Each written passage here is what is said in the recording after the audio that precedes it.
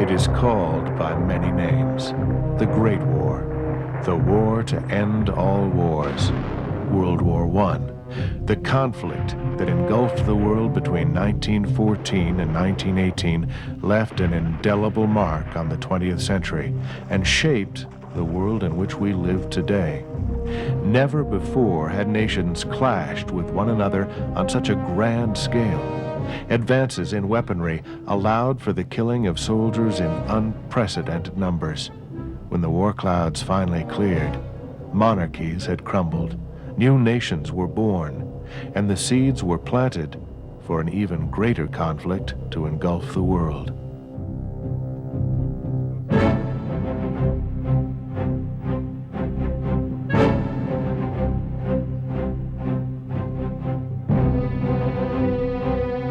In 1870, France declared war on the German state of Prussia.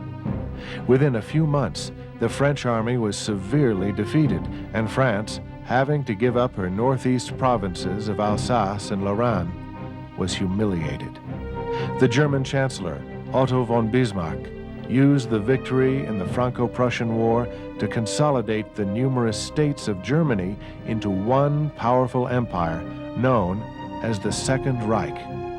In 1871, King Wilhelm I of Prussia was proclaimed Kaiser, or Emperor of Germany, on French soil in the Hall of Mirrors at Versailles. In less than a year, Germany had ended France's 200-year domination of Europe and was now a major power to be reckoned with. To isolate France from the rest of the continent, Germany secured alliances with Austria-Hungary and Italy to form the Triple Alliance. On March 9, 1888, Kaiser Wilhelm I died.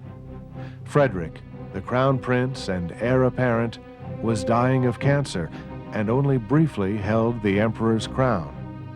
Upon his death, his son Wilhelm was crowned the new German emperor. In 1890, Kaiser Wilhelm II dismissed Bismarck as chancellor. Bismarck, in previous years, had also courted Russia in his attempt to isolate France. But with his dismissal, Russia was cast aside as an ally of Germany. Seizing a great opportunity, France quickly formed an alliance with Russia. In 1904, Britain became an ally of France by agreeing to military support in the event of war. An arms race was now underway, and a future war between these two powerful alliances seemed almost inevitable. In 1908, Austria annexed the provinces of Bosnia and Herzegovina. Even though the Austrian military had occupied these provinces for 30 years, neighboring Serbia was outraged. The population of Bosnia and Herzegovina was mostly Serbian, and so the Serbian government believed that this land would eventually become theirs.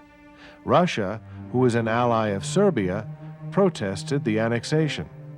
When the Kaiser declared that Germany would fight alongside Austria in the event of a war, the Russians backed down. In the summer of 1914, the heir to the Austro-Hungarian throne, Archduke Franz Ferdinand, and his wife decided to visit the Bosnian capital of Sarajevo.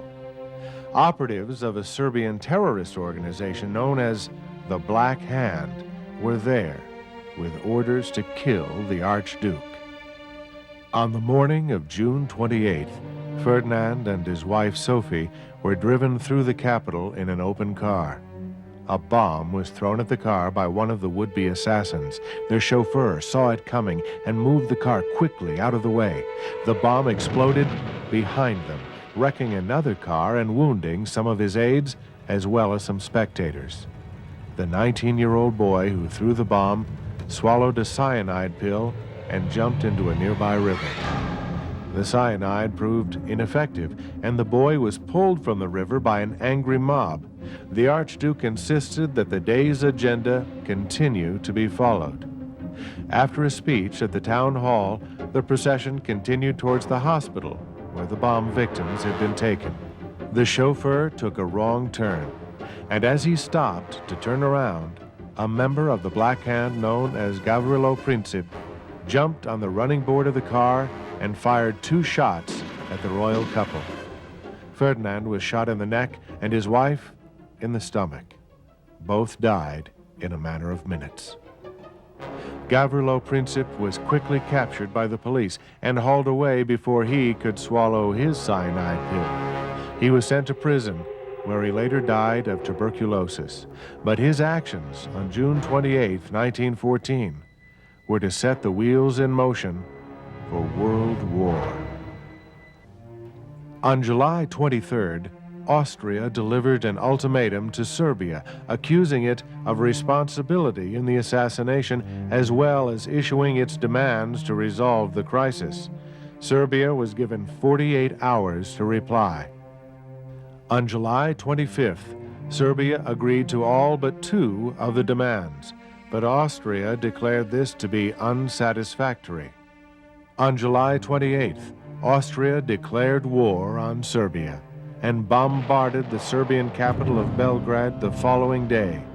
As an ally of Serbia, Russia began to mobilize its army. Germany issued an ultimatum to Russia to demobilize immediately or risk attack. This time, Russia did not back down. And so, on August 1st, Germany declared war with Russia. On the very same day, the French army began to mobilize. By the 2nd of August, German troops were moving into Luxembourg. The German government notified the government of Belgium of its intentions of marching through the country to fight the French. Belgium refused. On August 3rd, Germany declared war on France. On the 4th, Britain sent an ultimatum to Germany demanding that the neutrality of Belgium be respected. But Germany refused and began the invasion.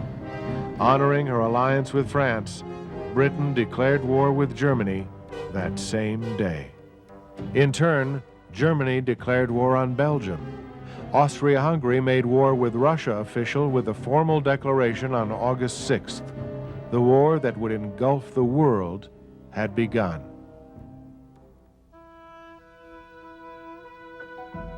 To ensure victory, Germany relied on the Schlieffen Plan, named after the retired chief of the German General Staff, Count Alfred von Schlieffen. This plan, he believed, was meant to win a war that was to be fought on 2 fronts, the Western against France and the Eastern against Russia. Having been devised 20 years earlier, it would now be put to the test. The Schlieffen Plan called for Germany to attack France first and defeat her in 6 weeks. This would give the German army plenty of time to move towards the Eastern Front by rail and attack the Russian army before it could complete its mobilization and reach its full military strength. Von Schlieffen had predicted that the French army would launch its offensive into Alsace-Lorraine, the area which was lost to Germany in the Franco-Prussian War. While the French moved eastward, the German army would sweep through Belgium, march to the coasts of the English Channel, then turn south and capture Paris as they marched back towards Alsace-Lorraine. If it all went as planned, they would defeat France in 6 weeks and then make their move against Russia. Unfortunately for the Germans, victory on the Western Front would prove more difficult than anticipated. On the morning of August 4th, German forces, led by Helmut von Moltke, invaded neutral Belgium. The main goal of the invasion was the great fortress complex that surrounded the city of Liège. By using heavy artillery guns, such as the 420mm monster nicknamed Big Bertha, the fortresses fell, one by one, and by the 16th of August, all of them had surrendered. The German invaders were merciless on the civilian population. Homes were burned, and a great number of innocent villagers were executed. With the brutal defeat of this small but courageous nation, Germany now made its move towards France. The French army, led by General Joseph Joffre, ordered his troops northeast towards Alsace-Lorraine to attack the German positions. The French, who wore brightly colored uniforms fashioned in the style of the 19th century, proved to be easy targets for the German machine guns. Between August 20th and August 23rd, 40,000 French soldiers were slaughtered on the battlefield.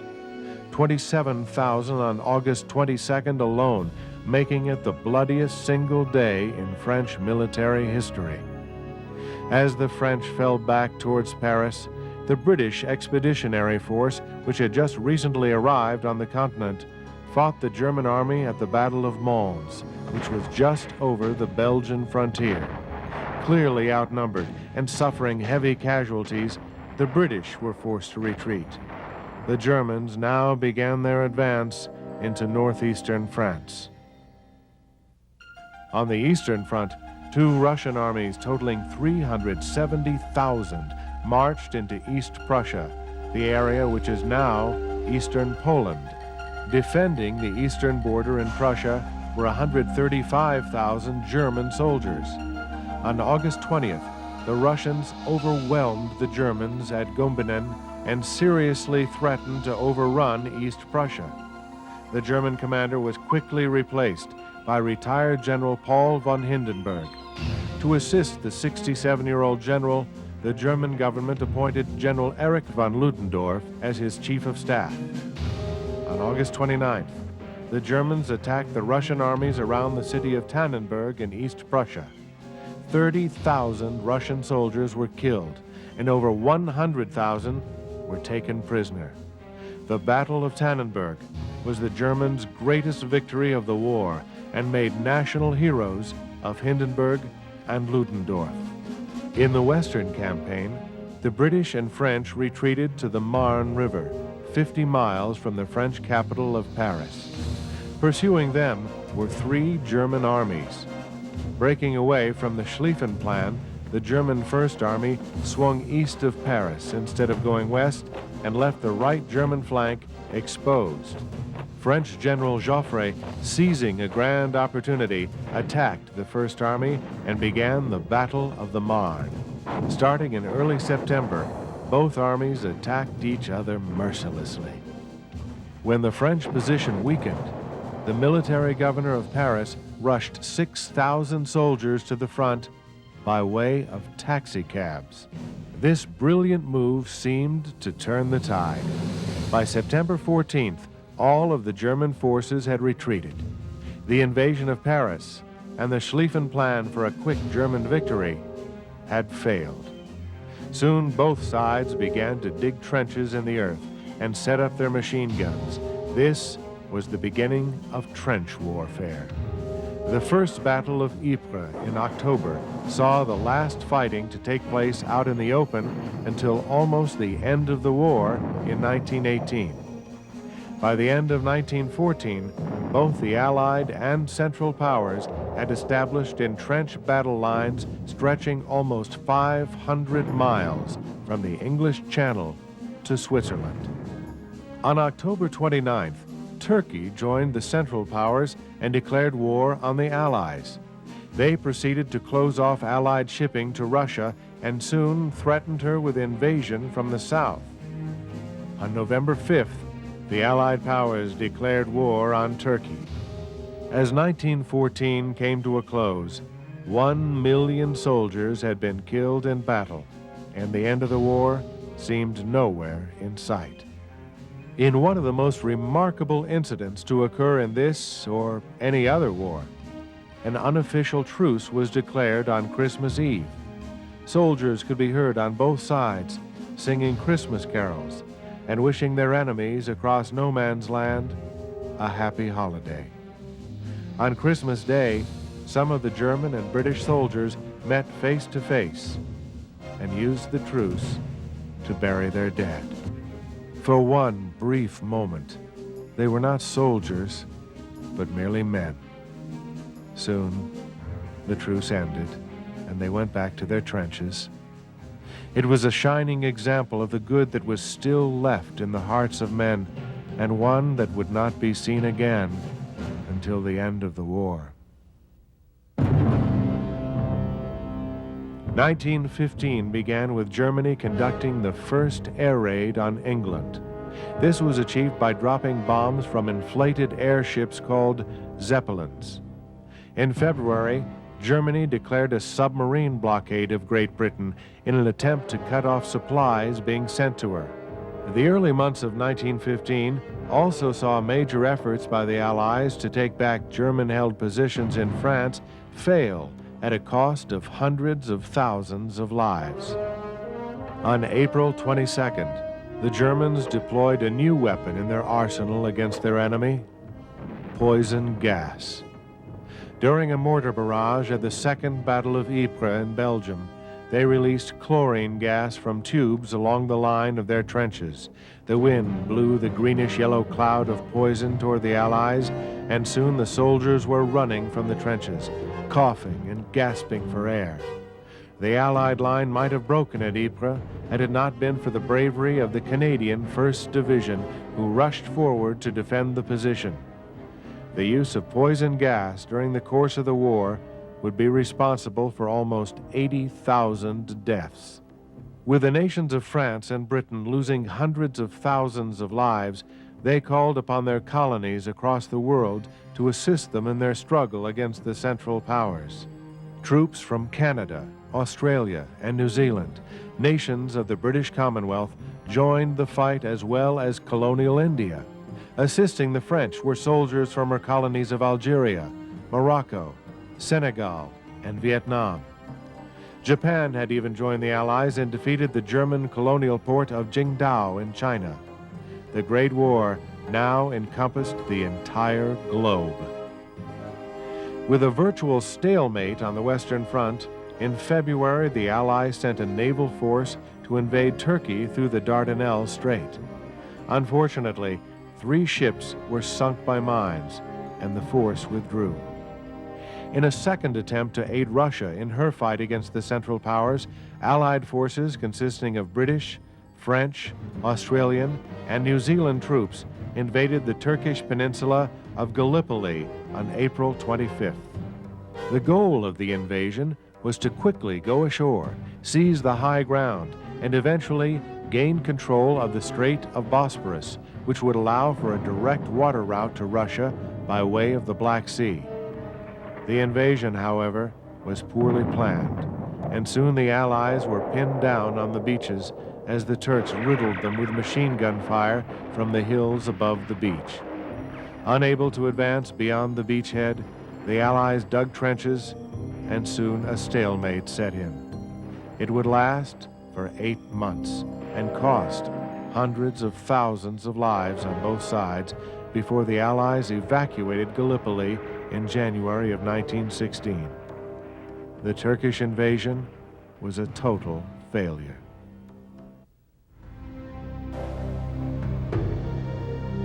The Germans, in their attempt to block supplies from reaching Great Britain, had been waging submarine warfare since February. The most notorious of their submarine attacks occurred on May 7th, 1915. It was off the coast of Ireland that the British passenger ship Lusitania was torpedoed and sunk by a German U-boat. Nearly 1,200 people drowned, including 128 Americans. There was worldwide protest, most notably in the United States. The British insisted that the Lusitania was merely a neutral passenger liner and posed no military threat. In reality, however, she did carry military personnel and cargo. The President of the United States, Woodrow Wilson, well aware of her cargo, simply ignored this fact and threatened Germany with war. In response, the German government promised not to attack any more passenger ships and to warn other ships before sinking them. By the spring, the new chief of the German General Staff, General Erich von Falkenhayn, believed that victory in the war could only be achieved in the West.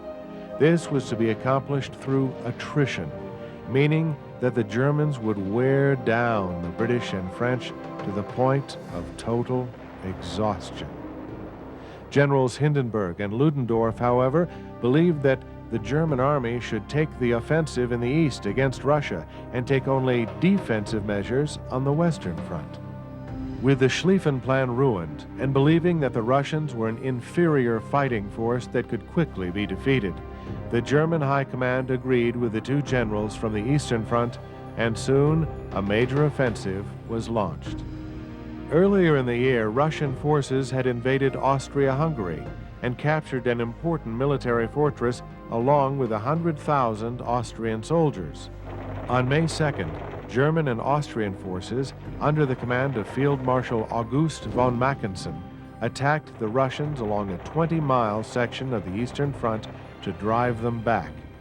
Within 2 days, the Russian Third Army was totally destroyed, and more than 100,000 Russian soldiers were taken prisoner. By the end of May, Russian forces had been pushed back 80 miles. Meanwhile, German forces, commanded by General Hindenburg, began moving southeast from East Prussia, attacking Russian territory. By August, 800,000 Russian soldiers had been taken prisoner. Warsaw had been captured, and Russian Poland was in the hands of the Germans. Support for the war effort was fading fast in Russia, and for this the field commander Grand Duke Nicholas was relieved of duty. To restore public confidence, his cousin assumed control. On September 1st, Tsar Nicholas II, the Emperor of Russia, took command of all Russian forces. On May 23rd, Italy broke away from the Triple Alliance and declared war on Austria. Although Italy had declared herself neutral at the outbreak of the war, she desired territories that were currently held by the Austrians. The Treaty of London, signed between Italy and the Allies, promised these territories to her if she joined the Allied cause. On May 30th, the Italians, under the command of General Luigi Cadorna, began their campaign against Austria-Hungary's Trentino region. The main goal of their attack, however, was to break through the Austrian lines in the east at the Isonzo River and capture Trieste. 11 times in the next 2 years, these two countries would do battle, resulting in hundreds of thousands of deaths and very little territory changing hands. On September 25th, the Allies launched a major offensive on the Western Front, with the French attacking in Champagne and the British in Artois. The British were able to break through the German line and captured the village of Leu, only to find a stronger second German line being defended. An attack on the second German line proved futile. By September 30th, the French had called off their attack on Champagne, as it too proved ineffective. The Allies regrouped and attacked the German defenses once more in October. As before, the Germans were able to defend their positions, and the Allies suffered heavy casualties. Between September 25th and November 7th, the French lost almost 200,000 men, the British 60,000, and the Germans 140,000. On September 6th, the country of Bulgaria signed an alliance with the Central Powers, and by October had declared war on Serbia, her western neighbor. In response, the Allies declared war on Bulgaria. British and French forces from the Gallipoli campaign were sent to defend Serbia. They arrived in Salonika in Greek Macedonia and began their northern advance into Serbia on October 5th. The following day, the armies of Germany, Austria, and Bulgaria invaded Serbia with a force of 300,000 men. The Bulgarian army chased the Allied forces, who arrived too late to defend Serbia, back to Salonika. By the end of November, Serbia had fallen to the Central Powers, with the remaining Serbian forces fleeing into neighboring Albania, where many of them died from the harsh weather conditions. By the end of 1915, 2 million Allied and more than 500,000 German soldiers had given their lives on the Western Front.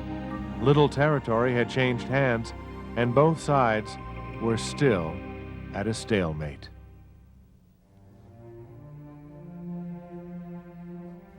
As the year 1916 began, German General von Falkenhayn looked to take the initiative in the Western campaign and destroy the French army. He picked as his target a place of great historical significance to the French people, one they would defend to the last man. This fight would be one of attrition, one that would, in his words, bleed France white. On the morning of February 21st, German artillery bombarded the famous fortress at Verdun in northern France. 1,000 heavy guns, including the 420-millimeter mortars known as Big Berthas, were fired across the 6-mile front. The barrage lasted for 12 hours before the German Fifth Army marched in and attacked the French line east of the Meuse River. The French retreated as the Germans moved southward toward Verdun. In 3 days' time, the German army had covered 3 miles of ground, once again using poison gas to drive their enemy back. By February 25th, they captured Fort Douaumont, just northeast of the city of Verdun. French General Henri-Philippe Pétain was called on to take command and defend the city. He vowed that the German army would not be allowed to pass. Reinforcements were called in and counterattacks were launched. In early June, the Germans took Fort Vaux, which was to the right of the French line, but were still unable to take Verdun. The siege would continue for 10 months, making the Battle of Verdun the longest of the war. The afternoon of May 31st, 1916, witnessed the first and last great battle between the British and German naval fleets. The Germans had wished to lure a portion of Britain's Grand Fleet out into a region of the North Sea known as Jutland Bank and destroy it before the rest of the fleet could arrive. Unknown to the German High Seas Fleet was the fact that the Russians had stolen a German codebook and passed it along to the British. Since they could now decipher German radio signals, they knew that 99 ships of the German fleet were on the move, and so the British sent 151 ships to intercept them. The two great fleets hammered away at each other using torpedoes and their ships' massive guns. Seeing that their initial plan of attack had failed, the German fleet retreated under the cover of darkness and returned to their ports. When the dawn broke on the morning of June 1st, the British Grand Fleet found itself alone and in command of the North Sea. The British had lost 14 ships and 6,000 sailors. The Germans had lost only 11 ships and 3,000 sailors. It was to this fact that the Germans claimed victory at the Battle of Jutland, yet they never attempted to engage the Grand Fleet again. Beginning on June 4th, 4 Russian armies, commanded by General Alexei Brusilov, launched an offensive in Austrian Poland and drove the Austrian forces back almost 60 miles, capturing 200,000 prisoners along the way. As the Russians continued their drive south towards the Carpathian Mountains, 15 German divisions were called away from the Battle of Verdun to assist Austria-Hungary. By September, the Russian advance was halted by the German reinforcements. What started out as the most successful Russian offensive of the war concluded with 1 million Russian soldiers dead and further disillusionment at home about the war effort. With most of the French army fighting at Verdun, the British Expeditionary Force, led by Sir Douglas Haig, was left to take the offensive against the Germans at the Western Front. Beginning with 5 days of heavy bombardment, an attack was launched along the Somme River in northwest France. On July 1st, roughly 200,000 British soldiers of an all-volunteer army climbed over the top of their trenches and moved across no man's land toward the German front line. The Germans, with machine guns loaded, were quite prepared to meet them. By nightfall, 20,000 British soldiers were dead.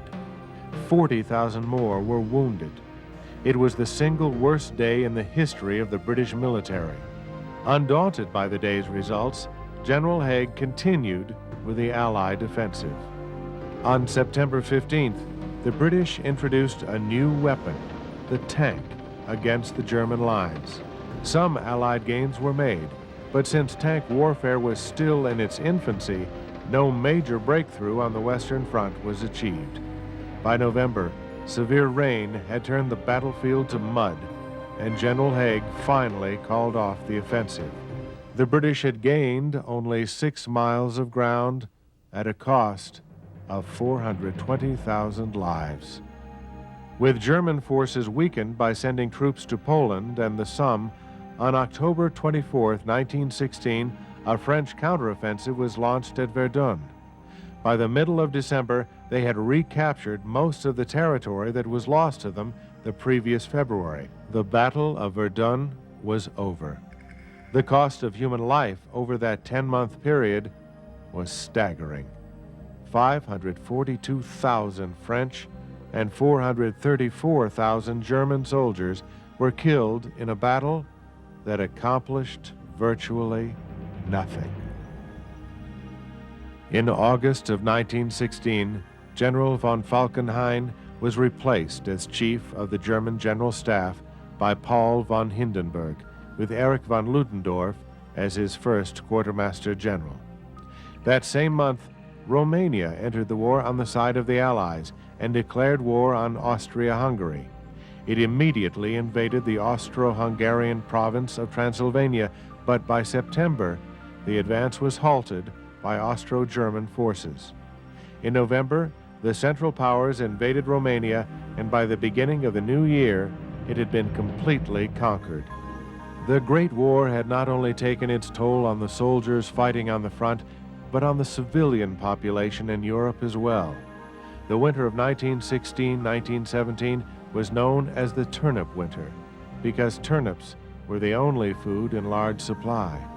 It was a harsh, cold winter as well, with coal for heating being in short supply.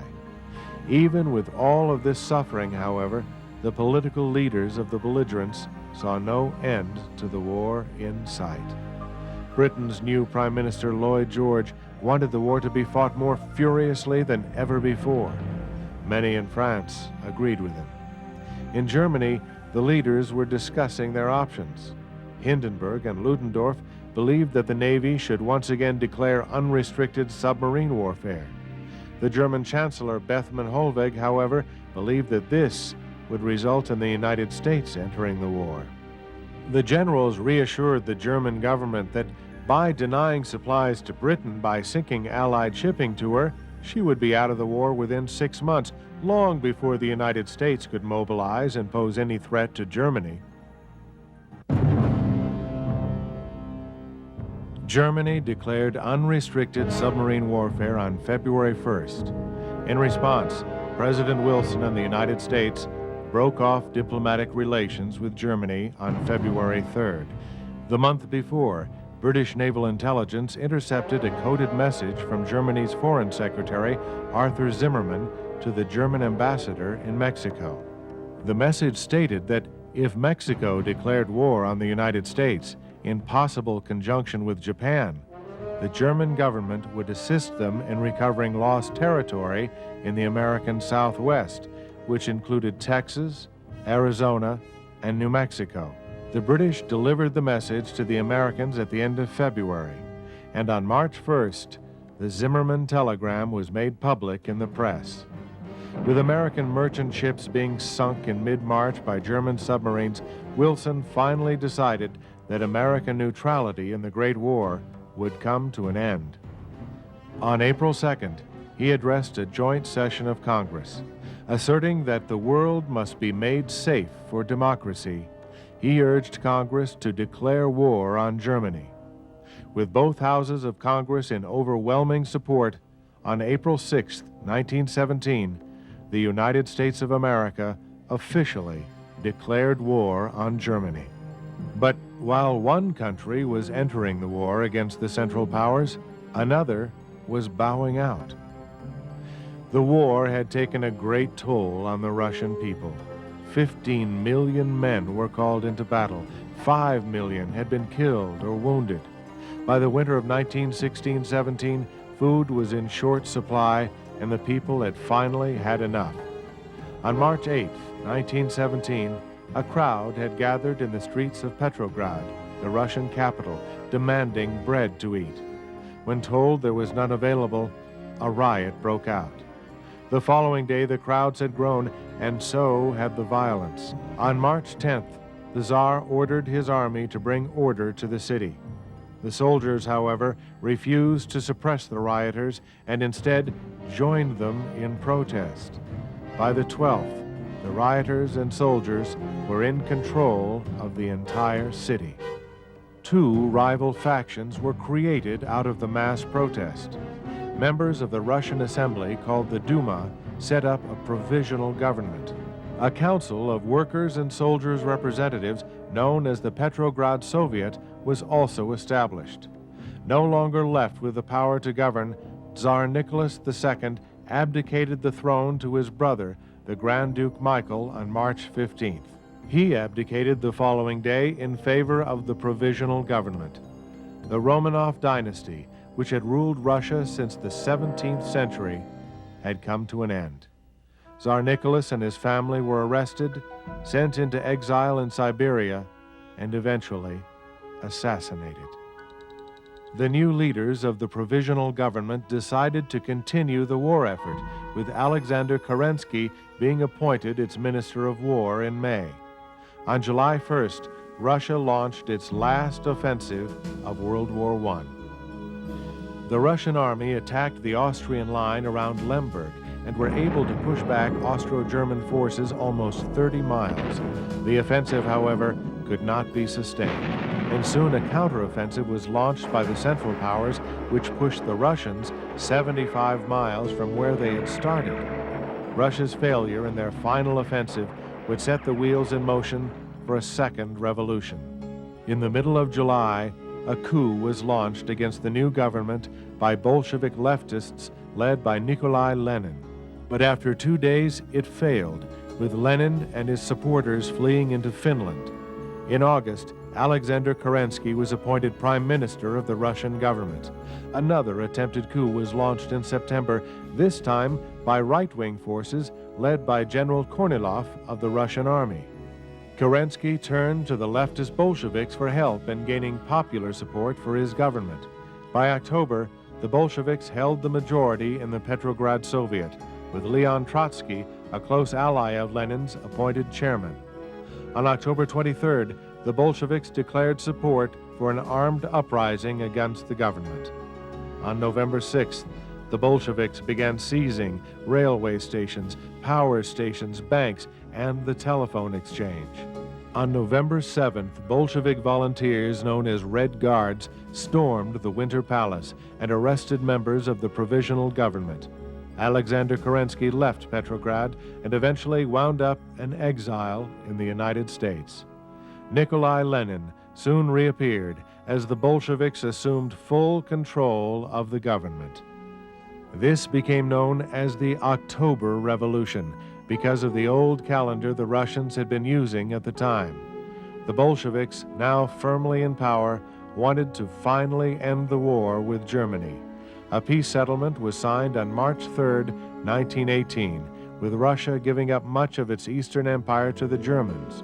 The war on the Eastern Front was officially over. On the Western Front in 1916-17, the Germans employed a new defensive strategy before their U-boats began wreaking havoc on Allied shipping to Britain. They strengthened their lines by shortening and fortifying them as they retreated some 25 miles. This became known as the Hindenburg Line. In April, British and Canadian troops attacked the German line at the Battle of Arras. The Canadian force captured the heavily fortified Vimy Ridge, while the British were able to advance 3 miles into enemy territory, although they suffered 150,000 casualties. The French offensive, led by General Robert Nivelle, began on April 16th, but the Germans were well prepared to meet their advance. By the end of April, over 250,000 French casualties had been suffered for only a slight gain of land. The high cost of human life resulted in a mass mutiny among the men of the French army. Nivelle was replaced by General Henri Pétain, and a degree of order was restored. Pétain's new plan of attack was no attack at all, but to stay on the defensive until the American troops arrived in Europe. Hundreds of men were given prison sentences for their acts of mutiny. Some were even shot. The Germans, however, were unaware that a mutiny had even taken place, and so they made no move against the Allies. The burden for a new offensive on the Western Front now fell on Sir Douglas Haig and the British. 19 large mines packed with almost 1 million pounds of high explosive were planted under the German lines at the Messines Ridge, southeast of Ypres. At 3:10 on the morning of June 7th, the mines were detonated. The explosion, the likes of which the world had never seen, could be heard as far away as London. A barrage of artillery fire followed, and soon the German lines at Messines were completely destroyed. Weeks passed before the British launched the next phase of their offensive. Preliminary bombing of Ypres had destroyed the drainage system, and when the rains came, the whole battlefield turned to mud. The attack lasted from July to November, with the Canadian Corps occupation of the village of Passchendaele bringing the British offensive to an end. A gain of just 4.5 miles had resulted in 250,000 British and 200,000 German casualties. On October 24th, Italy suffered a terrible defeat near the town of Caporetto in the Alps at the hands of the Austro-German forces. As they retreated some 80 miles, 45,000 Italians were killed and over 250,000 prisoners were captured. All was not lost for the Allies, though, especially in the Middle East. In March of 1917, British forces captured the capital of Mesopotamia, which is now Iraq, from the Turkish. An Arab revolt against the Turks was led by a British officer named T.E. Lawrence, known in history as Lawrence of Arabia. In the summer, they captured the port of Aqaba and then went on to wreak havoc on the Turkish-held railway. In November, British forces led by General Sir Edmund Allenby broke through the Turkish lines at Beersheba and then captured the city of Gaza in Palestine. With the Turks retreating, Allenby and his army captured Jerusalem on December 9th. In the United States, war had been declared on Germany in April. They possessed a powerful navy, but their army consisted of only 200,000 regular soldiers and National Guardsmen. Although there were many men who volunteered to fight, on May 17th, Congress passed the first Selective Service Act, requiring men to register for a draft. 24 million men registered, and eventually 5 million were called into military service. The first troops of the American Expeditionary Force, led by General John J. Blackjack Pershing, arrived in France at the end of June. On July 4th, a battalion from the Army's 1st Division paraded through Paris. The U.S. 1st Division saw action on the front lines for the first time on October 23rd, but American forces continuing to arrive in Europe would not play a major force in the war until its final year. As 1918 began, the German plan to knock Britain out of the war through unrestricted submarine warfare was failing. Defensive measures taken by the Allies had enabled Britain to survive, although just barely. With more and more American troops arriving in Europe, the Germans decided they must risk everything to win the war. German General Ludendorff ordered most of his troops from the east to the Western Front for a spring offensive. The plan was to split the Allied armies and then attack and destroy the British forces, leaving France no choice but to surrender. On March 21st, after a barrage of artillery shells and poison gas, the Germans attacked along a front of about 50 miles in the region of the Somme. The British Fifth Army was crushed as the Germans advanced some 50 miles before they were halted on April 5th by French troops who were rushed in to assist the British. The Allies suffered 150,000 casualties, with 90,000 more taken prisoner. The Allies soon appointed French General Ferdinand Foch as commander-in-chief of all Allied forces. On April 9th, the Germans launched a second attack against the British along the Belgian coast, but once again, their advance was halted with assistance from French reinforcements. A third attack against the Allies began on May 27th, with the Germans advancing to the Marne River less than 50 miles from Paris. The Americans were now called into action. The U.S. 2nd and 3rd Divisions were ordered to defend the bridges that crossed the Marne at Chateau Thierry and the area just west of the village called Belleau Wood. They were able to hold off the German advance, and a counterattack was launched that forced the Germans to withdraw. The inexperienced Americans had proven their mettle. On July 15th, General Ludendorff ordered a second attack on the Marne. They were able to cross the river, but once again, the advance was stopped by French and American forces. General Foch now called for an Allied counterattack.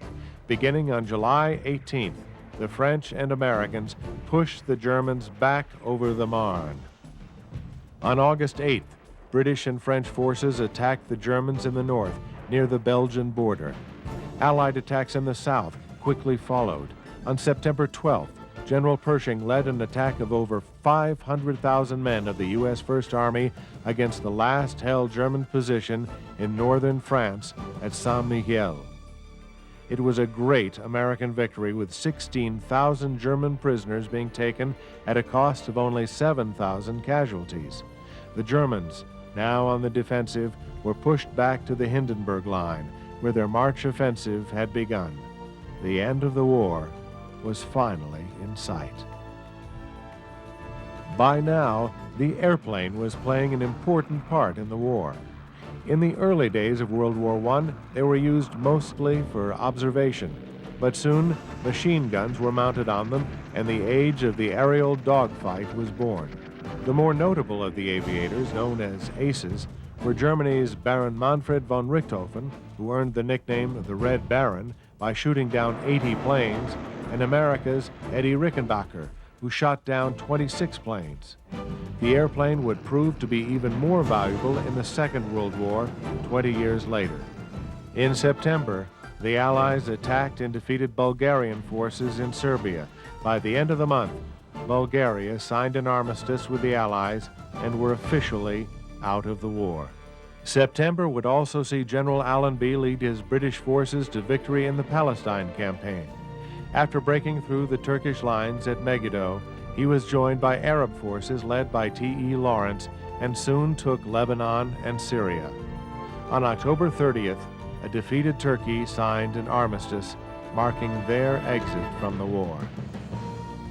On October 27th, the new Italian commander, General Diaz, launched an Allied attack against the Austrians at Vittorio Veneto. The Austrian army was completely destroyed, and by the beginning of November, the Italians finally occupied Trieste. On November 3rd, an armistice was negotiated between Austria-Hungary and the Allied powers. All that remained was the defeat of Germany. On September 26th, an Allied offensive was launched northwest of Verdun between the Meuse River and the Argonne Forest. 9 U.S. divisions, totaling 200,000 men, attacked German-held positions along the 25-mile front. Over the next 7 weeks, more than 1 million American soldiers saw action in the Meuse-Argonne offensive. Over 120,000 casualties were suffered. Officers such as Harry S. Truman, George S. Patton, and Douglas MacArthur provided strong leadership, and each would one day play pivotal roles in the Second World War. On October 8th, an American corporal named Alvin York was responsible for single-handedly capturing 132 German soldiers. He was promoted to sergeant and became the most decorated soldier of the war.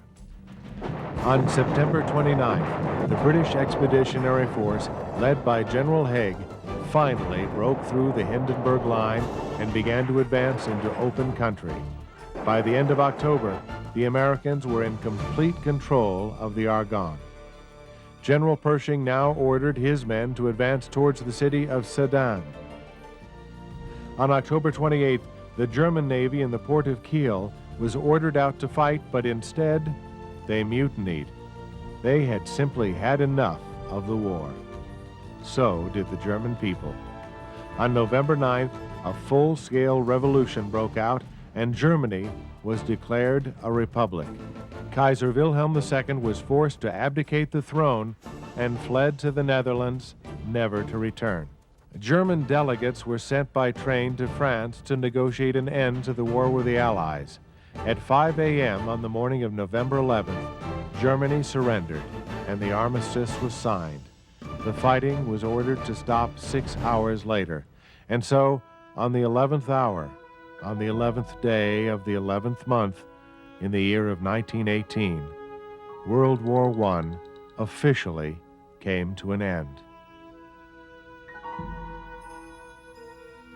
In January of 1918, President Wilson had presented his plan for peace to the United States Congress. Known as the 14 Points, it included freedom of the seas, self-determination for several nations involved in the war, and the establishment of a League of Nations to keep the peace. In December of 1918, he sailed to Europe to put his peace plan to work. The peace conference began in Paris on January 18, 1919, with 70 delegates from 27 countries. Known as the Big Four, Britain's Prime Minister Lloyd George, France's Prime Minister Georges Clemenceau, Italy's Prime Minister Vittorio Orlando, and U.S. President Woodrow Wilson were by far the most prominent and influential delegates to the conference. They set out to create a new European map. The Russian states of Finland, Estonia, Latvia, Lithuania, and Poland won their independence. The Austro-Hungarian Empire was split into Czechoslovakia, Austria, Hungary, and Yugoslavia, which incorporated the nations of Serbia and Montenegro. Italy and Bulgaria gained new territory, and the provinces of Alsace-Lorraine were given back to France. In the Middle East, the Turkish Empire was split up, with Britain given control over Palestine, Transjordan, and Iraq, and France given control over Syria. Germany was found chiefly responsible for the war and would be forced to pay all reparations. Its army was to be reduced to 100,000 men. They would have no air force or submarines. The German Rhineland was to be turned into a neutral zone and occupied by Allied troops. Germany had no choice but to accept these harsh conditions from the Allied powers. On June 28, 1919, the official peace treaty was signed by German and Allied delegates in the Hall of Mirrors at Versailles. President Wilson was forced to abandon some of his 14 points, but the inclusion of a League of Nations remained intact. Wilson returned to America and presented the Treaty of Versailles to a Senate determined to stay out of international affairs. To gain public support, President Wilson traveled across the country by train, covering 8,000 miles in 22 days. The speaking tour, however, proved too much for him. He suffered a stroke that left him partially paralyzed for the remainder of his term. The Treaty of Versailles was eventually defeated in the Senate by 7 votes. The United States would not join the League of Nations. World War I left behind a legacy of unprecedented death and destruction. 9 million soldiers killed, another 20 million wounded. Millions of civilians died from disease and hunger in the war-torn countries of Europe and Asia. The war had other repercussions as well. Communism became a major political force in the world as Nikolai Lenin and later Joseph Stalin transformed Russia and its surrounding territories into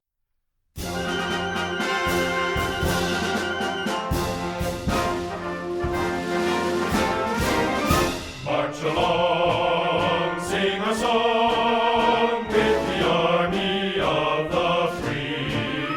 Count the brave, count the true, who